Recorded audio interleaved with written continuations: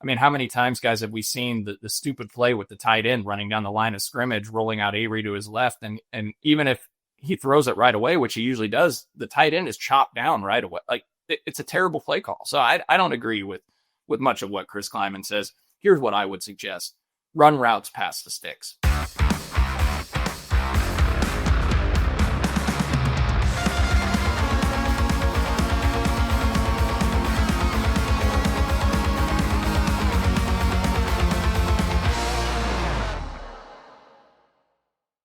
Hello and welcome into another edition of 3Ma. I am John Kurtz, joined by Derek Young and Cole Manbeck, where today we break down K-State TCU. Coming up Saturday at 2:30.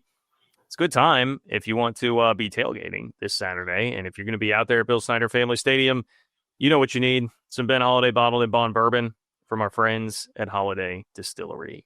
Thank you to their support as always. They've got 360 vodka as well. If you're hosting a tailgate, you should have both, people. Give people some options. All right, Ben Holiday bottled in bond bourbon and 360 vodka, the official drinks of choice of the 3Ma podcast. Thank you to Holiday Distillery. Now, I got to admit, guys, I'm a little, I know that we're fighting through some things, okay? If you look at the official 3Ma injury report, and I feel like DUI was like questionable to probable coming into this one today. I don't really know what Cole's excuse is, but nobody apparently has done their homework for this show, because I bring up, Cole, you've done your homework on TCU. You have not done your homework on the Cats, okay? You've not done your homework on the Cats. You didn't watch the press conference. I was very dismayed to learn that nobody here watched the press conference except for me, who did it at the very, very last minute at like midnight last night, okay? So we are not very locked in right now, guys. Because I'm sick of watching the same regurgitated crowd, at these press conferences. So why should I waste my time and then get up in arms and get aggravated at the things that are said? Proud of the fight, proud of the guys, proud of the team, 2-4. I wore this hoodie to my local Price Chopper this morning. Not a sponsor, could be. College football runs through Manhattan, Kansas. John, yes, I went to my local Price Chopper because I picked up some Starbucks. Also not a sponsor, could be. Picked up some local Starbucks for this pregame show. I threw this hoodie on. Nice, crisp fall morning, right? Felt good to put it on. Except then I looked down at the print. This is a 3Ma hoodie, by the way. And says college football runs through Manhattan. And I'm like, ooh, this is pretty embarrassing to wear out in public right now. Maybe I need to tape over it and put college soccer runs through Manhattan or something. Shout out to Jasmine Halliburton podcast on the KCS CNN feed about the Kansas State women's soccer team and their hot start. So there you go. Not very proud right now to wear the college football runs through Manhattan. But go to KCSN.com and shop for all your local 3Ma gear. We have 3Ma merchandise that does not have college football runs through Manhattan on it. The number of promotions and like pseudo promotions in that little spiel is quite impressive. I can't match that. I was about to give you some props for that too, Cole. That was really well done. Honestly, I had no idea about the soccer program. I'm looking at this right now. Well, I mean, okay, in Big 12 play, look, I don't know what the hell I'm talking about, but we got tie, loss, tie. Yeah. Well, look at the first 5 or 6 games of the season. That's what Cole was talking about. I mean, yeah, they were 5-4-3 overall. Yeah, look, hey, I get it. Okay. The comeback. First year head coach Colleen Corbin. Stop pouring water on the exciting buzz going around. Now, look, I said I'm an idiot. Don't trust anything I'm saying about women's soccer. Volleyball team, I think, is doing good too. Man, yeah. We're going to switch the pregame show to Kansas State soccer and volleyball. John, give me the opponent, and let's get to CFB.com for college volleyball stats, and I'll start with that one. Yeah, do you have a lock of the week? What's Bovada say about college volleyball? I don't think Bovada's still. I know that was part of the joke. Yeah, Bovada does still exist. Why? Because I have a friend who uses it. Why? Because he's on Missouri. Oh no, Missouri's. Oh, we got Missouri. Shout out DraftKings and all of the betting. Whatever the Missouri will be legalized here in the near future. DraftKings podcast. Yes. Okay. Volleyball 9-3. I think that's what all those legalize it campaigns were for. It was legalize it. Bet on college volleyball. That's It's what the campaigns have been about for a long time. Willie Nelson, big proponent of it. Cole, I also like that you said local Starbucks, like as if it's a nice local product, the Starbucks that you got this morning. It's a great place to go into. Sometimes sit down at a table, chalk a little college ball with your local Starbucks customers. So, I never do that. I just go pick it up and leave. Right. Kid, if you're listening to this on a Wednesday, I don't know if we get it out on Wednesdays, but they Kansas State volleyball plays tonight at home against Iowa State, 6:30. I'll be tuning in. I can't wait. Is that at home? I said home. Yeah. Thank you, DY. I'm taking the family tonight to Manhattan, Kansas. We're going to get home at 10:30. Nick is posting this afternoon, so we can go ahead, guys, and break down the Iowa State volleyball game. We'll have 4 hours. Farmageddon at Morgan Family Arena. Dude, I mean, it doesn't get any bigger than that. You're right. Well, Iowa State volleyball coach Matt Campbell. Anybody? All right. Well, Cole, you said it's the same regurgitated crap at the press conferences. My literal first bullet point here for headlines today is the tone of the press conference was a little bit different on Monday, but you wouldn't know that because you didn't listen to it. Okay. So here, let me handle it. Courtesy of our friends at Elenco. This is the top storyline of the week. Brought to you by our friends at Elenco. ElencoHome.com. ALENCO Home.com. To get hooked up with all of your home improvement needs. But yeah, look, Saturday, it's a little bit frustrating, right away. Tough environment. It's hot. All these things. We get used to that, right? But it was different on Monday, okay? There was a question about the defense, which I have been a proponent of. I think the defense played pretty well on Saturday. But instead, Chris Kleiman did not take the softball. He set the bat down and decided to, instead of swinging at it, just crush the defense for giving up the 3-play touchdown drive, basically solely to Michael Trigg. There was a question about the play calling at the goal line when they had 1st and goal at the 2 and didn't score. And he said, hey, Matt, in terms of Matt Wells, Matt probably didn't like that 3rd and goal play call that, I think has been discussed ad nauseum on here by everybody who's on this platform, how frustrating that was. He got a question about throwing the ball short of the sticks and was like, yeah, we haven't thrown the ball well enough to give guys a chance to move on the run, which is true. I mean, also maybe just don't call those routes, but if you're going to, you gotta be sharp on them so that you can give guys a chance to make a play after the catch. I think there was a moment talking about Joe Jackson needing to be able to make somebody miss better in space on the time that they swung it out to him. He was actually, he was a little bit critical. Okay. So Cole, maybe we've turned a corner here. Okay. Maybe you just shouldn't watch any of these because they seem to go better when you don't watch them. Maybe they'll go win a game then if I don't watch and get out there and finish with more points than the opponent. Well, that'll be great. I won't watch any more press conferences if that's what occurs. I didn't watch it. I'm tired of it. So it just gets me worked up, and there's no point in me getting worked up anymore. So I don't watch the press conferences, but that's all interesting to hear that you recap it. I'm going to rely on you to recap that each week for us moving forward, and I'll just keep doing the prep stuff on the opponent, John, and move forward. Although I'll be honest with you, John, I almost didn't even prep for TCU. I thought you were going to kick it to me in the show, and I was just going to say, no, not worth my time. So, wow. Well, what I would say is justification for short of the sticks, I think is somewhat approvable. I think that was more so early in the season, though. I think the last few games where it's been short of the sticks, it hasn't necessarily been throwing to the wrong shoulder or not throwing guys open, maybe a time or two. I still think Avery Johnson, those minor details he does struggle with, but just putting it on Avery Johnson, the way that he shared that, I guess I wasn't completely fond of, because I think some of the routes short of the sticks also aren't conducive to running after the catch. Yeah, well, he did all. I think he said some of them have been like too close to the sideline, but I do think the insinuation was maybe the pass has been too close to the sideline. But you're right. Sometimes it's been like from the far hash to the short side of the field on a little out where you have no room. So, yeah. Yeah, you're not going to turn up field, or it's just a hitch where your guy's right on his back. You have to know your team too, like how much separation your guy is truly going to get. So you have to know the strengths and weaknesses of your team and what probably needs to be called in those areas.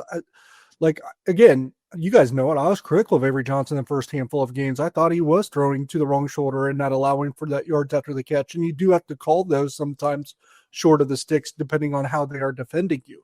But lately, to me, it's been a lot of bad play calls and routes situationally that have contributed to the short of the sticks. I don't think you're giving your guys a chance to run after the catch more so than anything. Even, I mean, we complained about this on, I think, our Patreon pod, threemall.com/Patreon. Did I do that right? No, it didn't. Patreon.com/3mall? Did he? Did you say 3mall.com/Patreon? I think I did. Yeah. Oh, somebody locked it. Someone's going to go get 3mall.com and like hold it hostage so that we can never have it as a URL right now. Buy that. Well, I'm going to go buy a URL. I'm going to go buy a special URL to reserve one for something. Oh gosh. I'm going to finish what I was saying, but like that last drive where ultimately they tried a game-winning field goal and it was blocked. The first play of that drive is short of the sticks when you have like 29 seconds left and one timeout. Like the last thing you can be doing right there is getting tackled short of the sticks. Well, DY, think about it this way. They ended up not using one of their timeouts. So that 7 yards would have been valuable to catch it. And then that 7 yards would have made it a 49, 50-yard field goal instead. So they did use it, right? For no reason. Yeah, they didn't use it. So, yes, it would have been a terrible move to catch the ball, and it was a terrible play call. There was one route that was downfield, and that was to Tibbs. 4 others were 7 yards or less. Now, Avery should have thrown the ball to Tibbs, as you will see on the All-22 pod that Curry Sexton and I did that came out last night on KCSN. We highlight the play, 4 guys running 7-yard routes or less, which is ridiculous. 3 of them would have gotten tackled inbound short of the sticks. Jerron Tibbs should have been the throw, but you got to have more guys running downfield than just that, especially your best wide receiver. Does that, the Will Swanson play, 3rd and 3 under center, that's one Avery could have hit Will Swanson on right away with about 10 minutes left in the game. If they get the first down there, they probably win the game. So that's a missed opportunity when they were up 14. But other than that, I mean, I guess I don't see a lot of the, hit guys early and give them a chance to run after the catch. I mean, how many times, guys, have we seen the stupid play with the tight end running down the line of scrimmage, rolling out Avery to his left? And even if he throws it right away, which he usually does, the tight end is chopped down right away. Like, it's a terrible play call. So I don't agree with much of what Chris Kleiman says. Here's what I would suggest. Run routes past the sticks when you need to. Simple. On the field goal drive that you were talking about there, obviously the most egregious thing that happened in the entire game, I would agree, it was that first down play call. There was conversation. Someone asked Chris Kleiman about Luis Rodriguez and lining up for that last field goal. And what was interesting was the sideline reporter, correct me if I'm wrong, I guess anybody who was watching the TV broadcast, but I swear the sideline reporter said Chris Kleiman told them that Luis Rodriguez was good up to 55. And they got to 56 there at the end. And then Kleiman in the press conference was like, no, we actually felt like, we needed another 5 yards, but we didn't have time. And he said some of it was because the wind there was no wind at first, and there was just a teeny bit of wind at that point, and he was kind of frustrated that had happened. But anyway, so he knew that it was going to have to be a super low kick. But yeah, Cole, I'm kind of with you, dude. Hearing that, I was like, then run your play. Take your chance to run the play. If you think he can't hit that field goal, then run your play. But he was like, well, they would have been sitting at the sticks. And I'm like, okay, then what? Quarterback sneak, just something, But you don't have to get a first down. It was,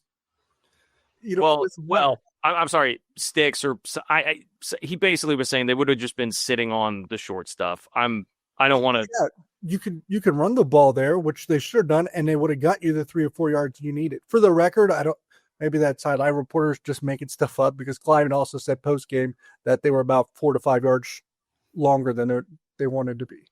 Okay. Well, that's what the sideline. Well, yeah. Okay, so you're right. Yeah. So the Arizona game, Rodriguez hit 52, and he had 5-6 yards to spare.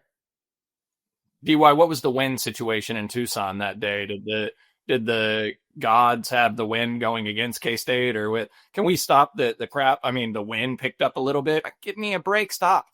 I'm tired of the excuses. It's constant. It's ridiculous, and to act like, they would have covered everything short. Here's a wild concept, guys. The play before, when you're huddled up tell your team, hey, if we catch it inbounds past the sticks, we're going to race to the line and we're going to line up and run a quarterback sneak instead of calling a timeout or spiking the football. And guess what? Baylor had nobody in position to defend a quarterback sneak, and it is an easy 5 yards. They had 3 down linemen, and their linebackers were just standing around. There were 5 guys in the box.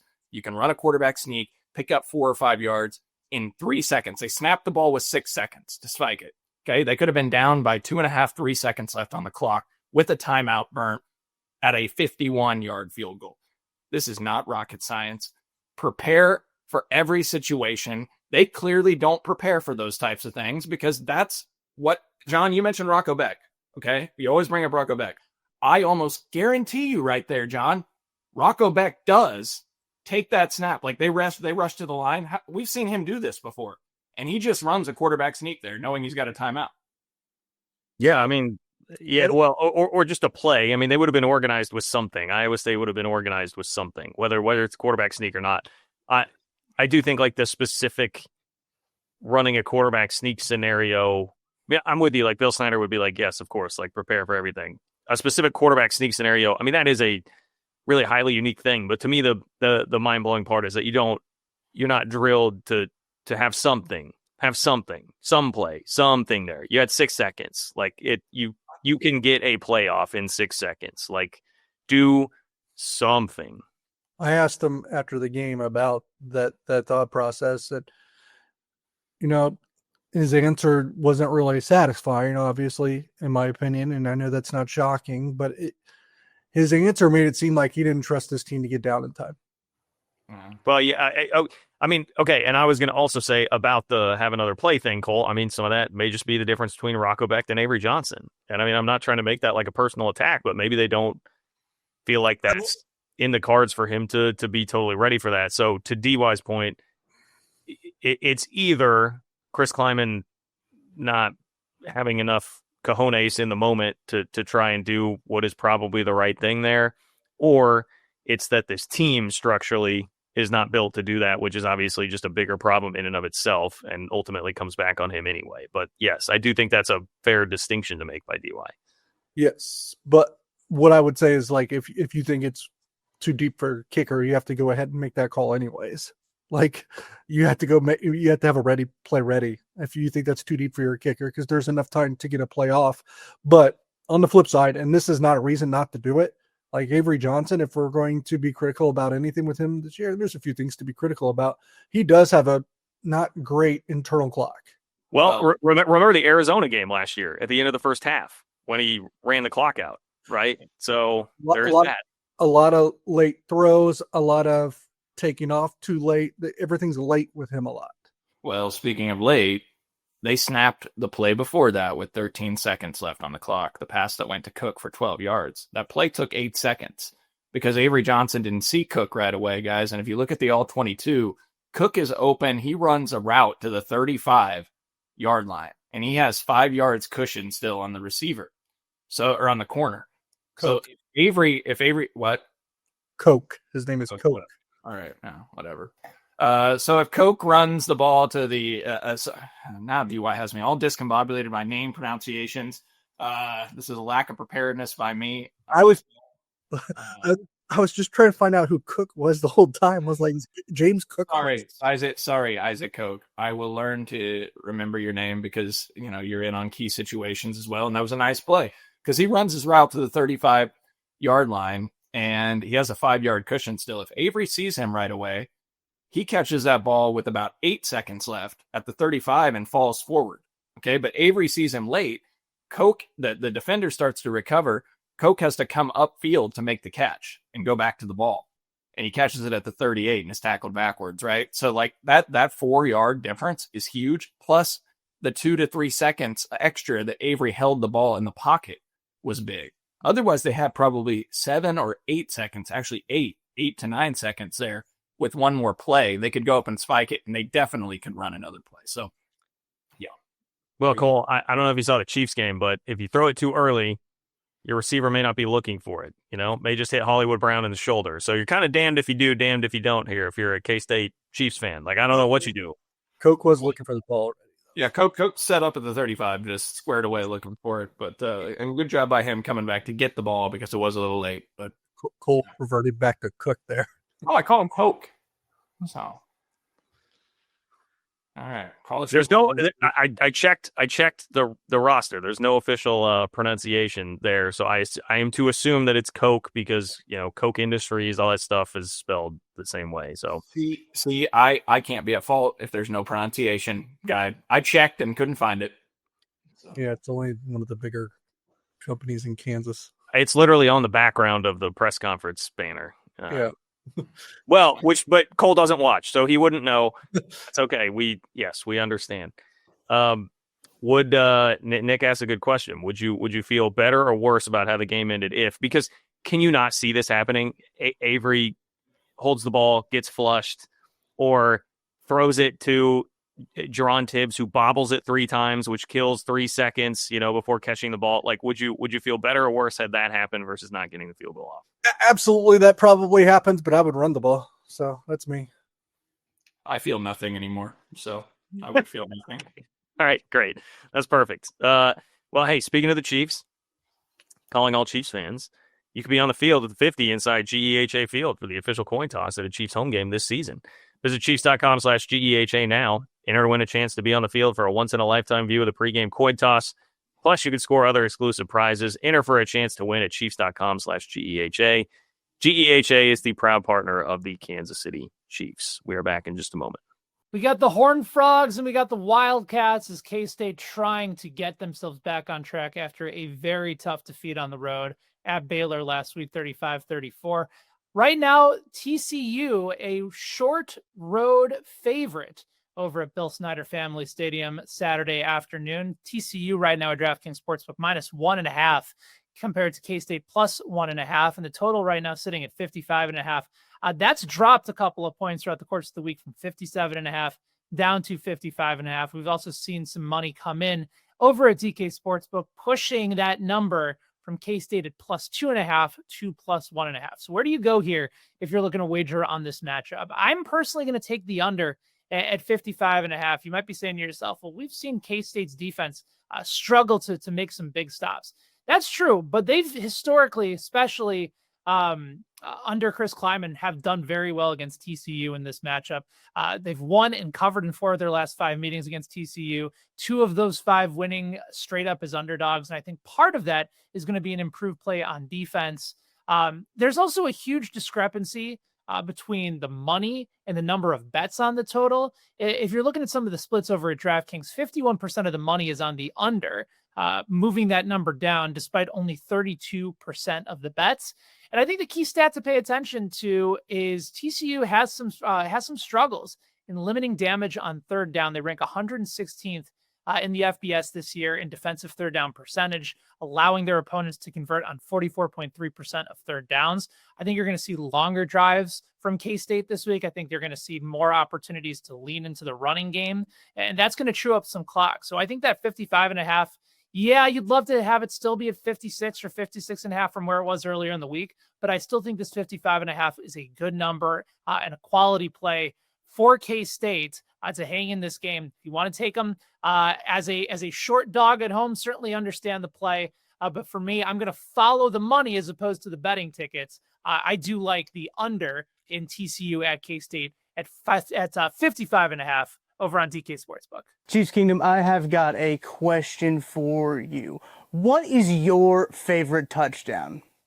Well, for me, I can confidently say that my favorite touchdown, it's the next one, because with DraftKings Sportsbook, an official sports betting partner of the NFL, every touchdown could bring you closer to cashing in. From the first touchdown score to anytime touchdown props or the thrill of live in-game betting, every snap is loaded with opportunity. From spreads to money lines, same-game parlays, regular parlays, you want it, DraftKings has got it. Here's the best part. Bet just $5, and if your bet wins, you'll get $200 in bonus bets instantly.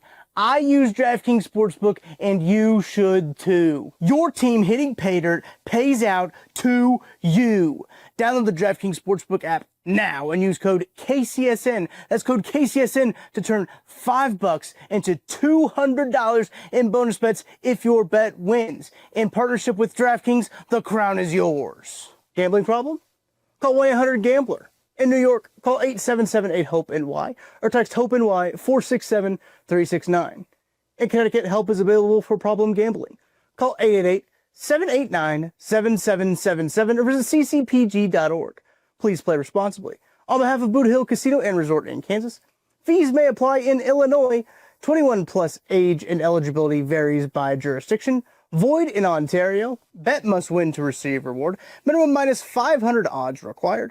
Bonus bets expire 7 days after issuance. For additional terms and responsible gaming resources, see dkng.co/audio. Headline number 2. Can this team stay engaged, right? Second conference loss. They're still technically alive for a Big 12 championship. If you want to extrapolate it out that far as a player, you're not thinking about, well, we've got Texas Tech and at Utah still on the schedule, so it's probably not going to happen.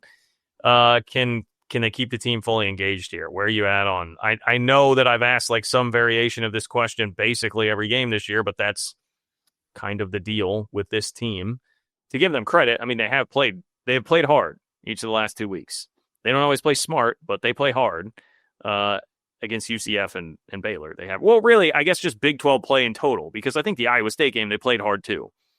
It's, the non-con and the conference schedule have been completely two different teams in terms of how much effort has been there. So will they continue to play with effort? DY.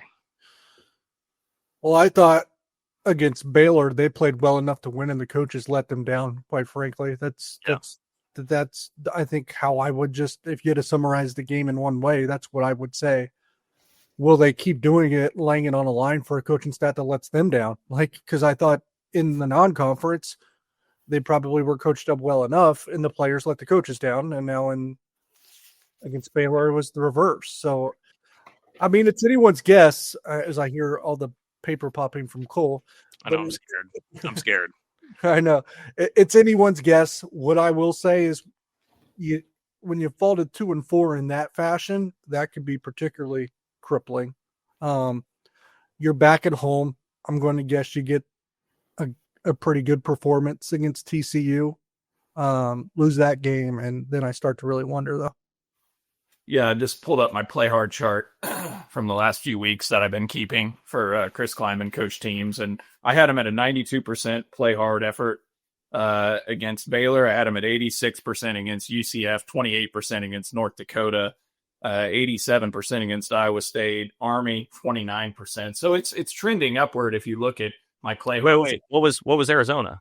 Arizona was a 0.6% play hard against them. So if you look at the trends, we went down a little bit, but I pulled the criteria from Bruce Weber. I was messaging with him just to try and figure out what the criteria is for play hard and have the play hard chart ready to go. And so, yeah, John, I think they'll play hard. They're at home, so they'll be engaged. They got a bye week after that. They know they've got a nice vacation coming for a while after the game on Saturday, so they'll be rest up. Fall to 2-5 right before the bye week, and I think you're headed for disaster zone. So if you want an engaged team the entire year, this is hilarious to say for a 2-4 team. A must win. Yeah, Cole. The reference there being, you think they're all going to get to go home for a while there in the bye, take a week off. Well, isn't that normal? Don't guys get 6-7 days off after a game? No, they practice that Tuesday, Wednesday, Thursday. Oh, okay. But they'll get to go back home to Florida and stuff again, right? After the bye weekend, the next week. Yeah. They get the weekend off. Yeah, it's a good thing about NIL too is that you can get guys back home to spend time with their family 3 to 4 weeks during the season. So that's great. So yeah, John, that's the reference. Okay. What about Dylan Edwards? Right? There's been, people have kind of pointed out, well, again, this happened in the press conference. Let me once again report to you guys about the press conference. I saw this clip already on probably Twitter. I will say, like, let me set it up for the folks. Okay, so Chris Kleiman was asked about Dylan Edwards and his injury, and the question was framed like, kind of, he's had this like nagging injury, and Chris Kleiman was kind of like, yeah, well, I guess that's just what we're gonna have to deal with this year, and then just kind of goes on with a traditional coach speak answer. So there's been some speculation here, like, is there frustration with what's going on there? Dylan, I thought, appeared, and the broadcast didn't really cover this. It looked to me like after his second or third carry, he went out in some pain. But then he's kind of back in and out. Joe Jackson was definitely having the better day running the football. Like, I don't know. There's been speculation about how I'm not here to call out a kid for playing through an injury or not. I don't know. I'm not close enough to that situation. But people have taken that clip from Kleiman and have been like, it seems like he's a little bit frustrated, perhaps, that there's not more playing through whatever's going on. I think he definitely is. Whether he did it purposefully, intentionally or not, that answer from Chris Kleiman did Dylan Edwards no favors. Maybe that's what he wanted because he's probably that frustrated with him. That's how it came off to me because I watched that clip. And I thought his answer about Quay Moss the week before was exactly the same thing when he actually commended Quay Moss for playing through an injury, for being tough, for grinding something out, and that the young players on the team can use him as a model of how you're supposed to conduct yourself from a professional standpoint. That's something we've heard from Jerome Tang this offseason, right? In the last month about how he has his team this year has a mature and professional approach. And perhaps it didn't have that last year. I think Chris Kleiman's finding a little bit of what Jerome Tang fought last year because it doesn't seem like he believes that there is a mature and professional approach being handled by everyone. This Saturday will be Dylan Edwards' 5th game, which is of note on the season that he will have participated in against TCU. So anybody that had questions about redshirt, etc., will know the answer on Saturday if he sees the field and plays, and that'll be off the table. So, it's clear that he's frustrated with Dylan Edwards. I mean, because after the game against Baylor at the press conference, right, DY, like he said, dealing with some sort of ankle or foot, like he couldn't even specify and he said, I guess. Yeah, I guess. So, look, there's he's guessing because he just doesn't. I think a lot of what's going on there doesn't make sense to even him. Yeah, and even if that's what's being insinuated, like Dylan Edwards wouldn't be the only guy on this team that has not sucked it up and pushed through injuries. This has been probably a growing problem inside that locker room in terms of toughness and battling through things. Well, and then compounded by when you're 2-4, like when you're not playing well and guys don't feel like there's. I mean, this circles back to the question in the first place. If they don't feel like there's a lot on the line here, it's going to be tougher to get guys to play through stuff like that. We can just dovetail the final headline into the preview here, Cole. Very similar to Baylor. It's another tough matchup for the secondary. I mean, Josh Hoover's a really good quarterback, though I will point out TCU's offense has slowed down a bit the last 2 games, one of which was against Arizona State. They have a good defense. Colorado, maybe okay. Colorado jumped out on them last week. TCU came back. They won by 14, but that was really like a 1-score game. Eric McAllister is a matchup that I worry about. He had the one just superhuman game against SMU. He hit a couple touchdowns last week against Colorado too. But he's a guy that, if you're thinking about someone that could go Michael Trigg on you, it's definitely Eric McAllister. He has the look of a dude, and ask SMU how that went. So I don't know. What do you think about the matchup for the defense, which did handle a pretty high-powered Baylor offense pretty well? Well, look at you preparing for TCU, John. Throwing out some nuggets on the horn. Well, I don't know if you know, I am the authority on the Big 12 around here. Okay, so I watch plenty of Big 12 football. I got what I will say is we can kind of crack them a little bit for what happened against Colorado, but that's been every Colorado game. They jump out to they played the same game, DY, against BYU and TCU back to back. They get up 14-0. They give it all back, and then they come back, and then they let a punt hit a gunner in the back and lose the game. They also did it against Georgia Tech. They led that game. They haven't beat a Power 14 yet, as Cole will probably lay out. But they've been close. They've been close to number 16, number 18 receiving votes. I can't totally figure out Colorado. Anyway, this is not a Colorado. segment. You guys had me thinking I was talking Colorado for a second when I was like, Cole will throw it out there and beat a Power 4 team, and then I was getting all discombobulated. Way to rattle me, guys. I actually convinced myself we were playing Colorado for a second. Well, Cole, you seem very miserable. Wouldn't you rather talk about the Colorado season? Do you have a take on Dion having to get a medical procedure for blood clots this week, or like what? I just anticipate Dion will be gone after this season, and Colorado will be looking for a head coach. There is a coach that's hot on the market that's from Colorado originally that could be a candidate there. So yeah, that would be a nice. Yeah, Colorado's what 2-4 as well. They are. Yeah. Okay, and they've led in 5 of those 6 games. So yeah. Good, cool. You guys mentioned it. They were up 14-0 on TCU. And in fact, I mean, Colorado was driving right before half, about to take the lead. And Caden Salter threw his 3rd interception of the half at the goal line. Similar to Patrick Mahomes and the Chiefs. Man, I'm having all sorts of flashbacks to stuff like this. They would have led 21-14 at the half if that didn't happen. And then the game was tied at 21 with 6 minutes left. I mean, TCU took the lead with 5:44 left in the game. And then they tacked on a touchdown with 20 seconds left, which speaks to their kicking situation, guys. They are down to their backup kicker, and they are 124th in the country in kicking efficiency, according to Brian Fremo's FEI rankings. They didn't trust that kicker to make a 38-yard field goal to go up 2 scores to end the game. Instead, they went for a 4th down through to the end zone and won 35-21 as a result. So the kicking situation at TCU is a bit of a mess. He missed a 30-yarder against Colorado as well, just a chip shot there. So something to be cognizant of, because TCU may very well go for it on 4th downs when they are inside the red zone or anywhere within the 25-yard line if their starting kicker is still out, which it sounds like he will be, which, speaking of going for it on 3rd down, TCU 37 of 67 on 3rd downs, 55% on the year. That's number 9 in the country. That's number 2 in the Big 12 behind Utah. 7 of 9 on 4th downs. That's 13th in the country in 4th down conversion percentage. Kansas State, not particularly good at getting off the field on 3rd or 4th down, so that will be something to be cognizant of in this game. You mentioned Josh Hoover, 1,500 plus yards passing, 9 yards per pass attempt. He ranks 19th in the country in yards per pass, completing 67% of his passes, 15 touchdowns, 4 interceptions, been sacked 10 times. He got sacked 6 times, John, against Arizona State, as you saw in that game. They couldn't protect him, so the majority of the sacks have occurred in that contest. They've thrown for 275 yards or more in 4 of 5 games, and they're top 20 in the country in pass efficiency offense. I have my window open and the trash guy's about to go by, so this will be really interesting.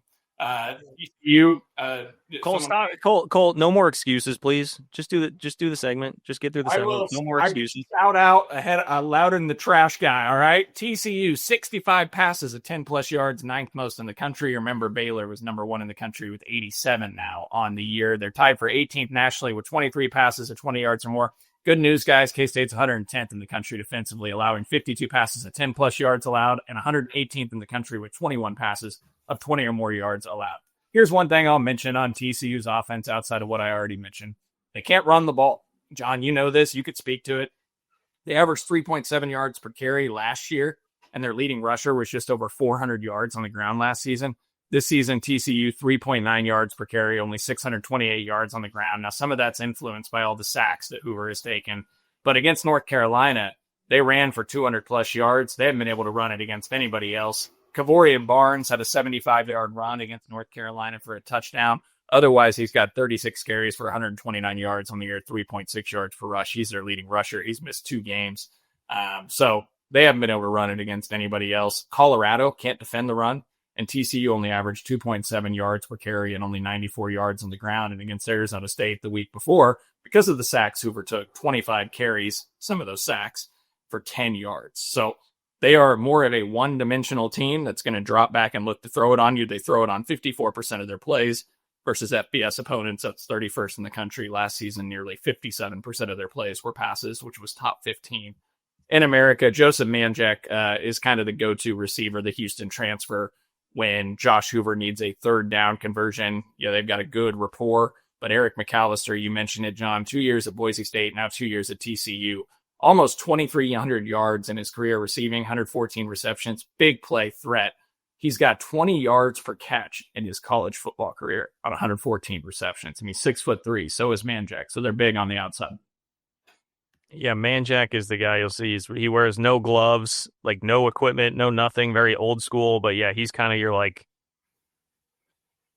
I mean, he's way bigger, but he kind of like a Curry Sexton, I feel like, but a much bigger version of that. And he's definitely the go-to guy, whereas McAllister can just kill you for big plays. Cole, that was a real tough atmosphere, tough environment that you were doing that breakdown in. It seemed like a tough home field advantage. Did you hear the trash guy? Yes. Good. Okay. Did you think I overcame the crowd noise pretty well? You seem to do a good job of that. Yeah. Yes. It's all about preparation, just really getting locked in and prepped. That's why I don't watch press conferences, so I can battle through things like that with the window open. TCU did lose left tackle Ryan Hughes for the season. Redshirt freshman got hurt, had started every game, got hurt versus Colorado. And offensive line was already a concern. They haven't been able to really block well against the run. And again, I mentioned the sacks. They couldn't block against Arizona State to protect Hoover. So something notable that they'll be starting a new left tackle on Saturday in Manhattan. And then the TCU defense, where you can really take advantage of them, is against the pass. They really struggle there. They're terrible on third down defense as well. So K-State, who's been terrible at third down offense, has a real shot in this one, guys. TCU 117th nationally in third down defense, converting nearly 45% against them, our opponents. K-State's 92nd national in third down offense at under 38%. K-State also 7 of 16 on fourth downs. They rank 103rd in the country in fourth down percentage. TCU has generated 2.8 sacks per game, which is 22nd in the country, but it's generated off pressure, guys. They don't typically beat guys with their four-man look up front. Their three leaders in sacks are their two linebackers and a safety. Nnamdi Obiazor, brother of Chidi, leads the team or tied for the team lead in sacks. For the Horned Frogs, they're advantageous in terms of turnovers. They're forcing 2 per game. They forced 10 on the season. They had 4 forced against Colorado, including 3 interceptions, forced 3 against North Carolina, 2 against SMU. They're top 15 in the country in turnovers forced. And then I am looking here. They're very penalized, guys. 65 penalty yards per game. That's 107th nationally. 6.6 penalties per game. 78th in the country. A quarter of their penalties are on DPIs, on pass interferences. So mentioning the secondary, 114th nationally in pass efficiency defense. Only Oklahoma State is worse in the Big 12, and they're 107th nationally in yards per pass attempt allowed at 7.9. 111th nationally in completion percentage allowed. Abilene Christian went 22 of 29 through the air for 276 against them. And they give up a lot of explosives through the air. Only Oregon State in all of college football has allowed more completions of 30 or more yards than TCU. They've allowed 13 on the season. Okay. Good stuff. Thank you. 3.6 yards per carry allowed. They've held 4 or 5 opponents to 3.8 yards or less per rush. So this is the game where Matt Wells once again unleashes the vaunted Kansas State passing attack, which threw for the second most yards in the Kleiman era on Saturday in Waco. So feast or famine defense, turnovers or huge plays. Even though, which is like weird, Bud Clark is still rolling around there in that secondary. I think of him as being one of the better safeties in the league. But great player. Feast or famine defense versus what I would kind of call a feast or famine offense a little bit. Yeah, absolutely. I mean, look, like, no offense to the Horned Frogs, they're good, I guess. Question mark. I don't know. I don't fear them that much. It's definitely a game K-State can win. They're solid. Here's my thing. I think they're a little bit of a tougher minded Baylor team, is how I would almost describe them. Yeah. Baylor's a little soft, a little softer. For sure. That's a good question. Who do I think is ultimately a better team, TCU or Baylor? I think TCU, because I think Josh Hoover's got a little bit more gamer in him than Sawyer Robertson too. Yeah.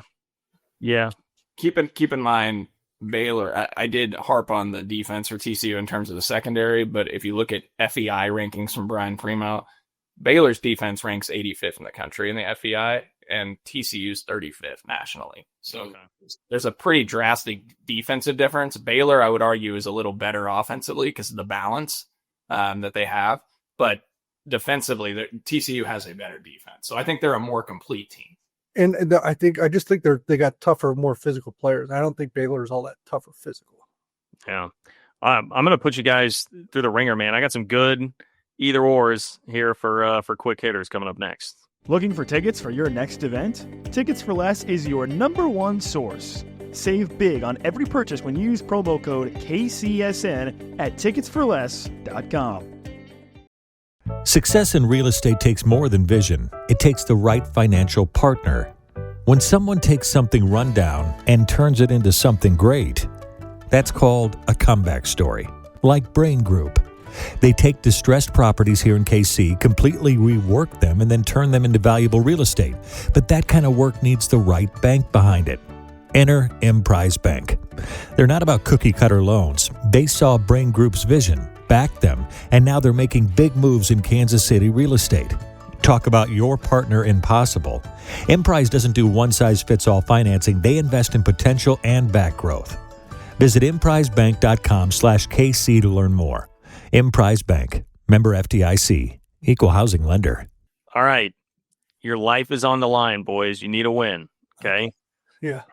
1:02 on the clock, one timeout. You're down 4. Okay. You get your choice of quarterback to lead you on this drive. All right. Are you taking college Josh Freeman or Avery Johnson?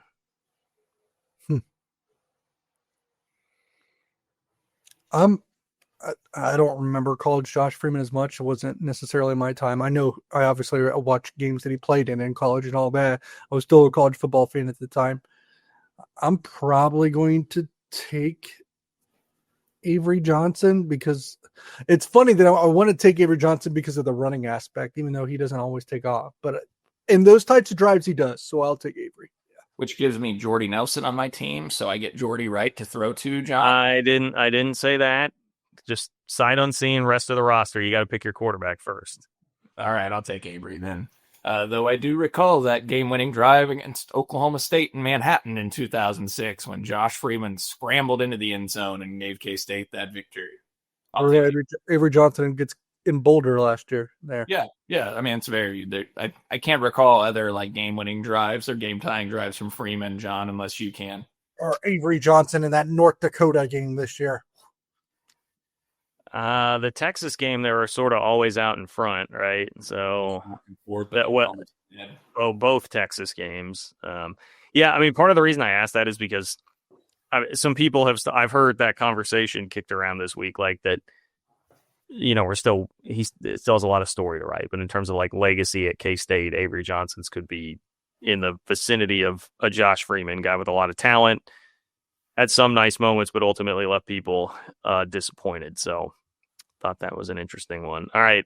Your life's on the line again. I am sorry that this is such a perilous time, but your life's on the line again.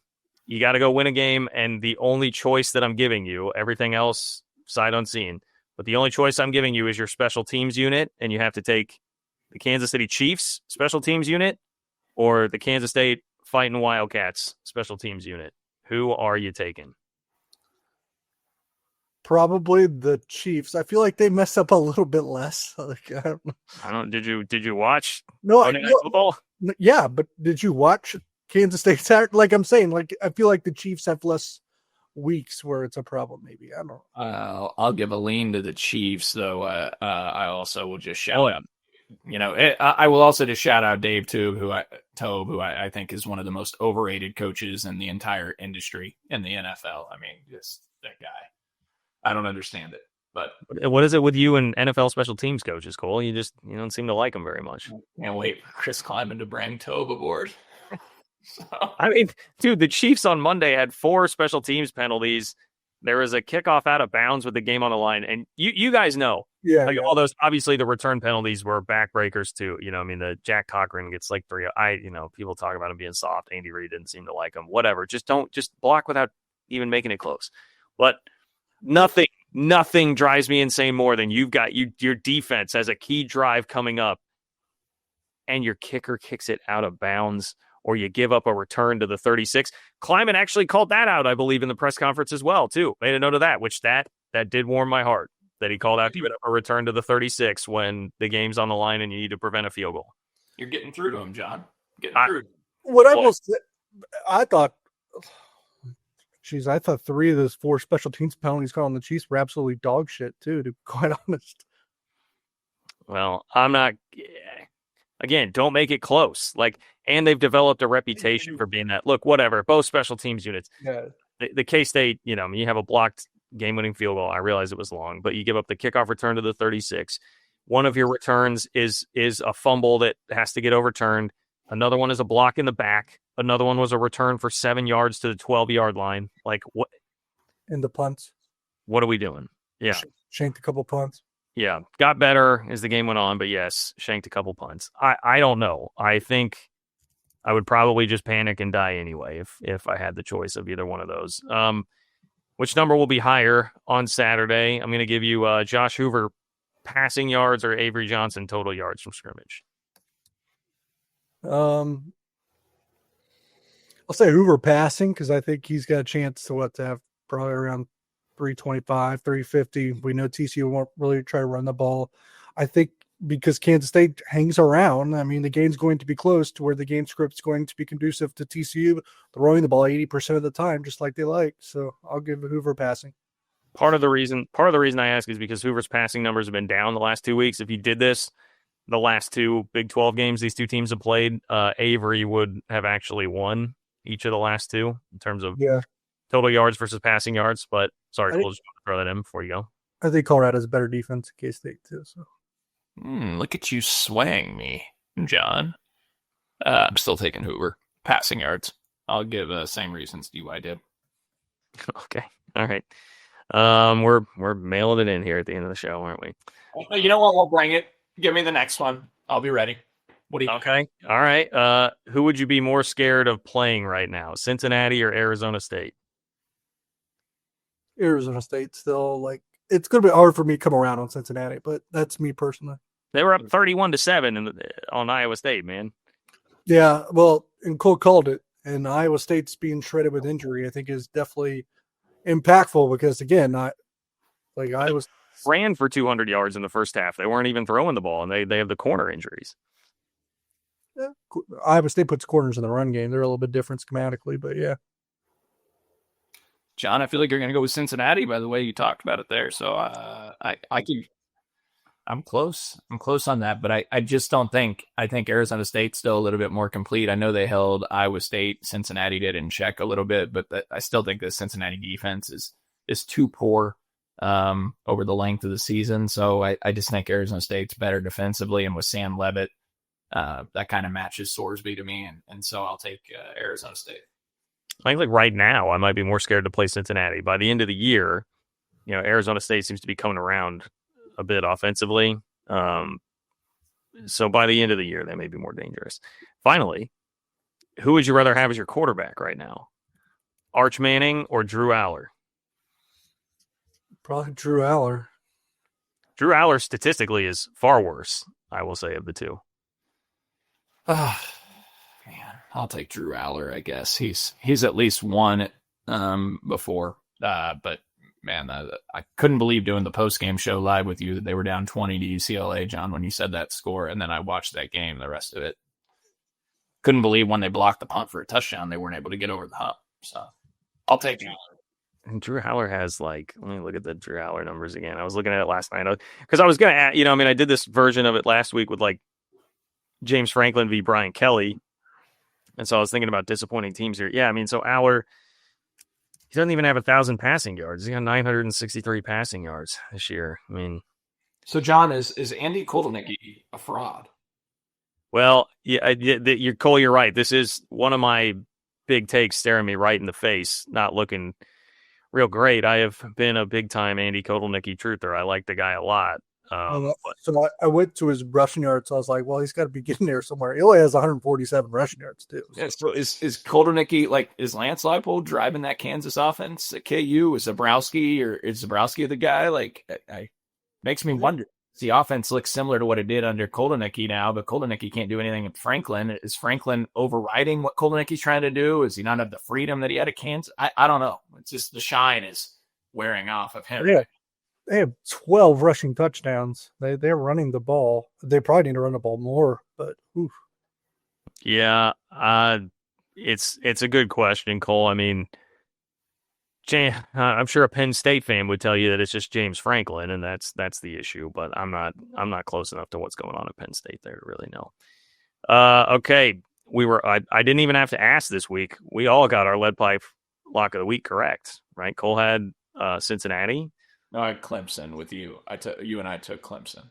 Oh, okay. Well, then, I took Clemson, but you guys agreed to give me a bonus point for getting Cincinnati if it happened, and I would have gotten negative if it didn't. So I actually got 2 wins last week because I took Cincinnati as well. Okay, wait, hold on. DY, who did you have then?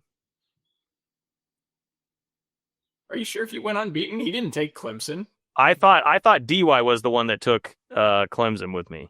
No, you and I did, and then I said I would lean to Cincinnati as the second one. Okay, well, then it looks like I have this incorrect, and DY It is... doesn't matter. I mean, you and me got it right. No, it matters. Let's maintain the sanctity of the lead pipe lock of the week, please. Cole, you just moved in front of DY. You're 3-3. He's 2-4. Well, we don't know that I missed it. We don't know what I had. DY, you can't remember your pick, so you might. If you can't remember your own pick, I mean, I don't know what to tell you. Shut up. We'll have to go back. The good thing is, it's on tape. We can go back and review the footage. Okay. Nick is gonna go look. Thank you, Nick. That is great producing. All right, we'll find out. DY, what you want to start then with your lead pipe block of the week? I presume it's Oregon based on your hoodie. No, but I was shout out to Oregon for what did they do? They what is it? It's just like a 2-week celebration of the Penn State game or something. Like what? Derek picked Kansas. They did wind up covering, right? Yes. Okay. All right. That I feel like you had the wrong side there, kind of DY, but you bullshit cover. Sparty. Hey, the party's over for UCLA this week. Sparty 8.5. Okay. Yeah, that makes sense. That's actually a good pick. I wish I would have done that. Michigan State, though, I mean, I watched a lot of that Nebraska game on one of my, I was in the quad box and I had that in there. That offense looked pretty rough against Nebraska, but Cole? Yeah. I have a 3-pick parlay that is worth 8 points if I get it right. No, pick one. We're not letting you get away with this bullshit. Okay. I'm going to take BYU -1.5 at Arizona. I like that. I almost want them to. I almost did too, but I do feel like I'm not fully bought in on BYU yet. Neither am I, but I know Arizona's dog shit. Oh God, they're gonna come after us again. For Arizona fans, I mean, yeah, they're not good. I'm sorry. I don't think they are either, but they are now. I mean, they're 4-1. Well, they were dog crap last week, and just because they beat Oklahoma State by 4 touchdowns does not mean they are not dog shit. They will take advantage against the other dogs. All right, the explicit rating on this episode just went up 100-fold in the last minute and a half. God, it's like a Taylor Swift album out here, man. Okay. Sorry. Jeez. I'm gonna take. I'm getting censored here. Yeah. I'm going to take, we're like ABC and Fox with Cody Campbell ads. I'm going to take Texas Tech -14.5 against KU, which I know will surprise everybody. Okay, Cy-Hawk John. Texas, look, Tech is good, man. I think they showed up with like a C effort, and they just Houston had no chance at all. So, I don't know. I'm still not overly impressed with what Kansas is doing, even after they did win. Maybe that was like a moment of truth for the defense, and they fixed the defense at halftime of the UCF game. I'm going to lean more toward UCF just as not a very good offense. So I'll take Texas Tech to win that game by like 20 at home. That game sold out crowd. I thought you might go Cincy -10.5 at home to UCF. Thought that was one you might take. So I thought about it, but for Cincy, they just had their biggest win since 2021. Yeah. So I just didn't know who was playing quarterback even for UCF at this point. They seem like a mess. Well, I think Taven Jackson came back in the game. No, he left and was in a sling. So was he? Okay. All right. Never mind then. Okay. Prediction time. What do you got? Cole, you want to lead us off? Sure. Really excited. Kansas State, let's see here in the FEI, they had Kansas State at TCU by 3.2 points with a 59% win probability.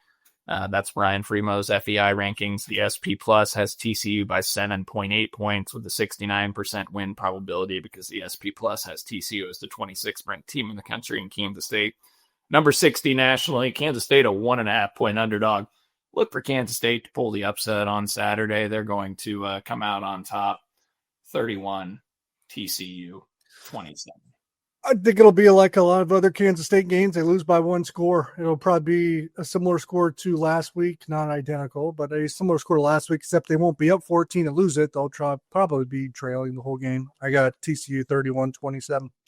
I just took 31-27. Wow, same score. Mine is a very similar score.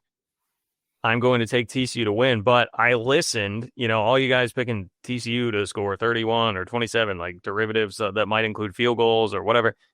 Look, TCU's going to score 33 points, and they're going to have 2 missed extra points because I pay attention to what Cole said, that they have a horrible kicking situation. So we got to shut the lights off, but I'm picking TCU to win 33-27 with 2 missed extra points. Yeah, I only have missing one. They lose this. Don't even start the next show with the light on. John, actually, I didn't have a missing one. You made me think of my kicking thing, and I was like, no, they can't make 2 field goals. What a dumb thing I said. So I used this cover that they're going to miss an extra point. And they'll miss it with 6 guys playing back in prevent on K-State's block team, playing safe on the extra point. Field goal safe. Logan Bartley will be standing up out of bounds by the goalpost. Maybe you should play field goal safe against them if they have a terrible kicking situation. Nate, if there's ever a time, Nate Katzer, if you are listening right now, you be sure. And Nate, I just want to remind you that Kansas State has 7 turnovers on the year, and your special teams units have 4 of them. Okay. So that's wild, dude. As many problems as this team has had, the offense is only responsible for 3 turnovers the entire year. An incredible accomplishment that no team in America has probably been able to do. No, there's no way.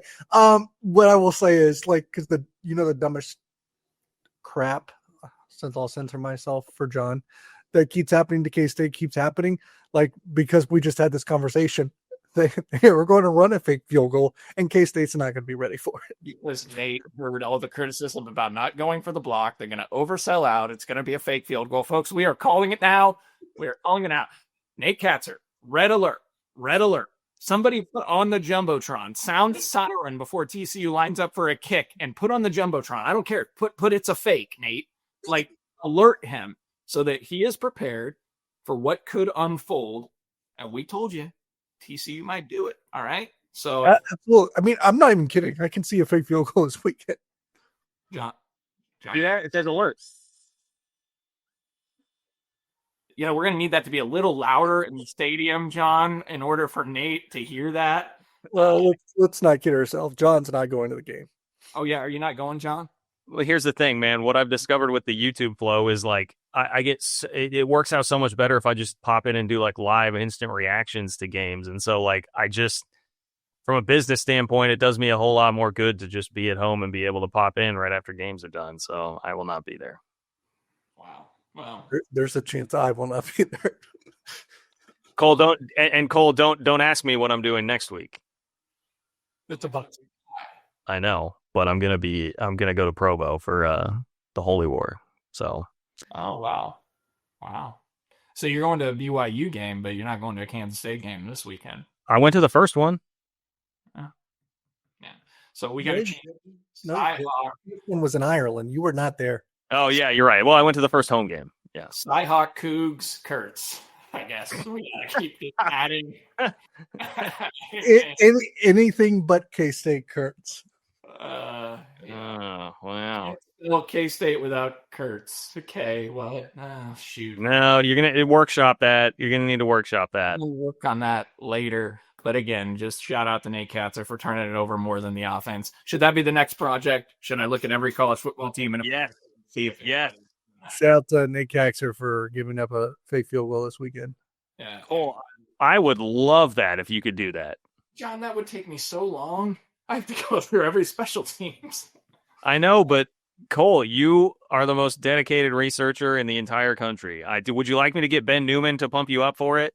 I will say it's tough to like even find a site that would maybe locate like turnovers because you're calling an onside kick as one essentially. So, and those are I don't even know if those come up as a stat as an actual turnover. I don't think they do. No, I'd have to look really hard at each individual team. It'd be a lot of work. But yes, John, if you could get Ben to give me a call and just get me pumped up for a negative stat about the K-State staff, that would be great. So, Chris Kleiman was 28-0, leading by 14 or more in the fourth quarter until Saturday in Waco. That's what I said on one of our shows. I think maybe it was the Patreon. I was like, those are exactly the type of games where that's in Chris Kleiman's wheelhouse to just hammer down the clock and grind it out and win when he gets that fourth quarter lead. The fact that he couldn't even do that, I'm just wondering where this thing is going. Yeah. Well, they're going to win on Saturday. Yeah, right. It's because college football runs through Manhattan. Yes, that's right. I can wear this proudly again with a 3-4 record after Saturday. Yeah. Yep. All right. Stop that with your 3-ma gear. Link in the description. Nick, is that in the description stuff? Okay. Hopefully, link in the description. Get your college football runs through Manhattan shirt as soon as the game is over and you're excited about a Wildcat victory. Even tape over and put Lubbock if you want. Yeah, college football runs through Lubbock. Yeah. Again, there are regular just 3-ma shirts if you want to support the brand. T-shirts, hoodies, pullovers, quarter zips. A lot of stuff. Doesn't have to say college football. We'll come up with a new line. Soccer. So what's the new going to be? Yes, and tune into live postgame. That's the other thing. Hey, look, I'll be there for some live postgame on Saturday. You know, we got that. All right. We'll see if I'm in the car again or with the sun blasting. Vanessa calls me passenger princess when I do the postgame show from the car. It's very insulting. Very insulting. Brody photobombed you from behind last time. It was entertaining. No idea that was going on until you guys pointed it out after the fact. So we'll see if he does that again.